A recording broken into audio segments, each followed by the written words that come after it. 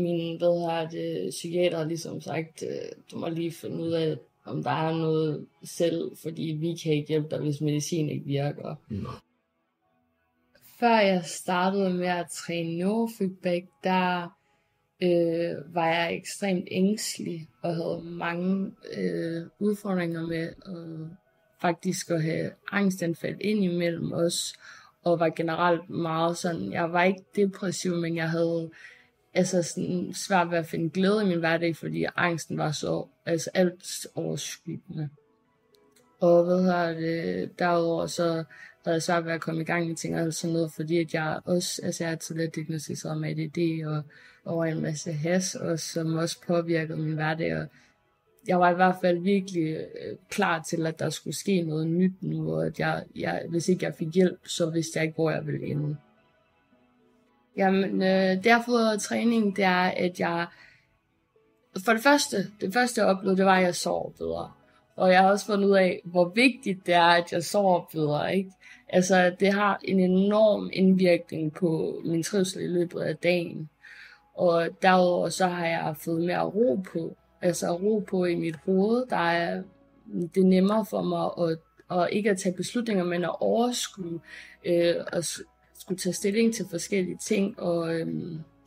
Og jeg er også virkelig god til at mærke efter, når noget bliver for meget. Jeg har fået en bedre evne til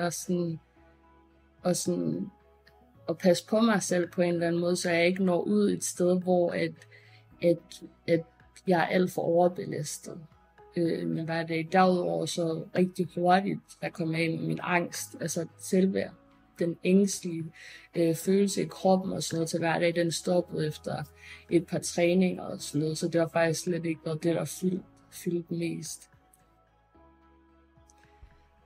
I dag efter hjernetræning, der har jeg har taget mange af de positive ting med rutiner og god søvn og den gode evne, jeg har fået til at mærke efter med mig.